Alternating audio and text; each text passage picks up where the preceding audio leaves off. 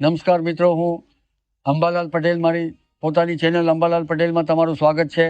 મિત્રો, આજે ગુજરાતના વાતાવરણમાં પલટો આવ્યો છે અને ખાસ કરીને ગુજરાતમાં અનેક વિસ્તારોના વાતાવરણમાં પલટો આવ્યો છે. સાથે અનેક ગામોમાં ખેડૂતો હજુ પણ આકાશ તરફ આશાભરી નજરે જોઈ રહ્યા છે અને વરસાદની રાહમાં ખેડૂતો બેઠેલા છે.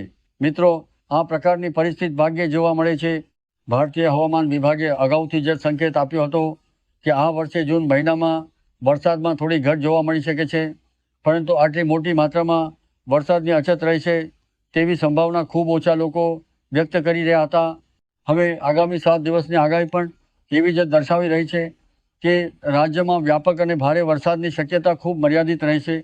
જો છેલ્લા 12 કલાકની વરસાદની પેટર્ન પર નજર કરીએ તો સ્પષ્ટ થાય છે કે બંગાળની ખાડીમાં ચોમાસાની પ્રવૃત્તિ સારી રીતે સક્રિય છે.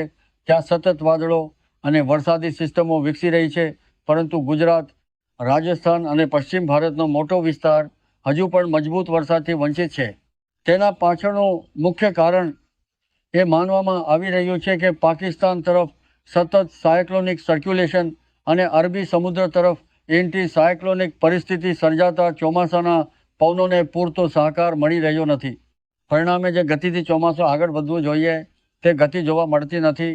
બીજી મહત્વની બાબત એ છે કે બંગાળની ખાડીમાં અત્યાર સુધી એવી મજબૂત લો પ્રેશર સિસ્ટમો કે ડીપર ડિપ્રેશન સર્જાયા નથી, જે પશ્ચિમ ભારત સુધી પહોંચીને ગુજરાતમાં ભારે વરસાદ લાવી શકે. હવે સૌથી મહત્વની વાત કરીએ તો યુરોપિયન મોડલ તરીકે ઓળખાતું ECMWF મોડલ આગામી જુલાઈ, ઓગસ્ટ અને સપ્ટેમ્બર મહિનાને લઈને જે આગાહી કરી રહ્યું છે તે ઘણા લોકો માટે ચિંતાજનક બની શકે છે. મિત્રો, આજના આ વિડીયોમાં કોઈ પણ પ્રકારની અફવા કે ખોટી માહિતી નહીં, પરંતુ આંતરરાષ્ટ્રીય હવામાન મોડલો અને ઉપલબ્ધ ડેટાના આધારે જે ચર્ચા કરવામાં આવશે. તેથી આ વિડીયોને અંત સુધી જરૂર જોતા રહેજો, કારણ કે અંતમાં આપણે જાણીશું કે હવે બાકી રહેલા 3 મહિના ગુજરાત માટે આશાજનક રહેશે કે ચિંતાજનક. મિત્રો, સામાન્ય રીતે જૂન મહિનાના મધ્ય સુધીમાં ગુજરાતના મોટા ભાગમાં ચોમાસું પ્રવેશ કરી જતું હોય છે. જૂનના અંત સુધીમાં કચ્છ સહિત સમગ્ર રાજ્ય ચોમાસાના આવરણ હેઠળ આવી જતું હોય છે અને તે પહેલાં પણ પ્રી મોન્સૂન એક્ટિવિટીના કારણે ઘણા વિસ્તારોમાં સારો વરસાદ જોવા મળતો હોય છે, જે સામાન્ય કરતાં ઓછા વરસાદનો સંકેત આપે છે. બીજી તરફ દક્ષિણ ભારતના કેટલાક ભાગો, ખાસ કરીને કેરળ અને આસપાસના વિસ્તારોમાં સામાન્ય અથવા સામાન્ય કરતાં વધુ વરસાદની શક્યતા દર્શાવવામાં આવી છે. ઓગસ્ટ મહિનાના અનુમાનમાં ગુજરાતના કેટલાક વિસ્તારોમાં પરિસ્થિતિ થોડોક સુધરતી દેખાય છે, પરંતુ કચ્છ અને રાજસ્થાન માટે હજુ પણ વરસાદમાં અછતની સંભાવના યથાવત રહે છે.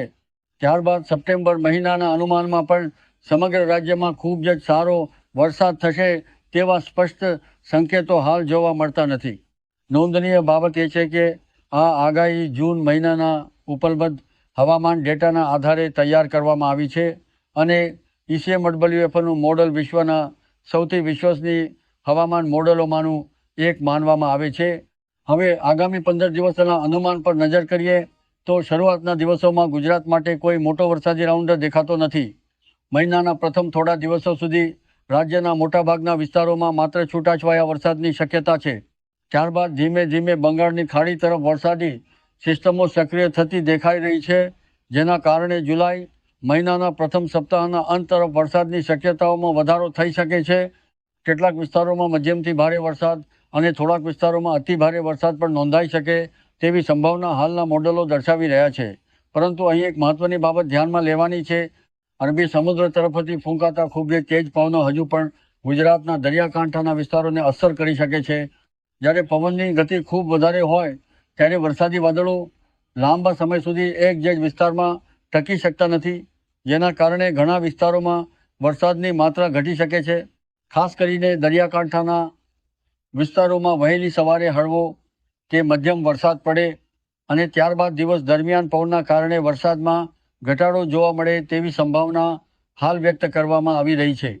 જો આગામી દિવસોમાં બંગાળની ખાડીમાં મજબૂત લો પ્રેશર અથવા ડિપ્રેશન વિકસે અને તે પશ્ચિમ તરફ આગળ વધે તો ગુજરાતમાં સારો વરસાદ થઈ શકે છે, પરંતુ હાલના ડેટા મુજબ તેવી સિસ્ટમો ખૂબ મજબૂત સ્વરૂપમાં હજુ સુધી દેખાઈ રહી નથી. તેથી ખેડૂતો અને સામાન્ય નાગરિકોએ હાલની પરિસ્થિતિને ધ્યાનમાં રાખીને આયોજન કરવું જરૂરી છે. મિત્રો, ફરી એકવાર સ્પષ્ટ કરી દઈએ કે આ તમામ માહિતી વિવિધ હવામાન મોડેલો, ઉપલબ્ધ ડેટા અને વર્તમાન પરિસ્થિતિના વિશ્લેષણના આધારે રજૂ કરવામાં આવી છે. હવામાનમાં કોઈ પણ સમયે ફેરફાર થઈ શકે છે અને જો નવી મજબૂત સિસ્ટમ વિકસશે તો વરસાદની સ્થિતિમાં પણ મોટો બદલાવ આવી શકે છે. તેથી આગામી દિવસોમાં મળતા દરેક નવા અપડેટ પર નજર રાખવી ખૂબ જરૂરી રહેશે. હાલની સ્થિતિ જોતાં એવું કહી શકાય કે જૂન મહિનો વરસાદની દ્રષ્ટિએ નિરાશાજનક રહ્યો છે અને જુલાઈ મહિનાની શરૂઆત પણ ખૂબ જ ધીમી રહી શકે છે. જો કે મહિનાના પ્રથમ સપ્તાહ પછી પરિસ્થિતિમાં ધીમે ધીમે સુધારો થવાની આશા હજુ પણ છે. હવે જોવાનું રહેશે કે કુદરત આગામી દિવસોમાં ગુજરાત પર કેટલી મહેરબાન બને છે.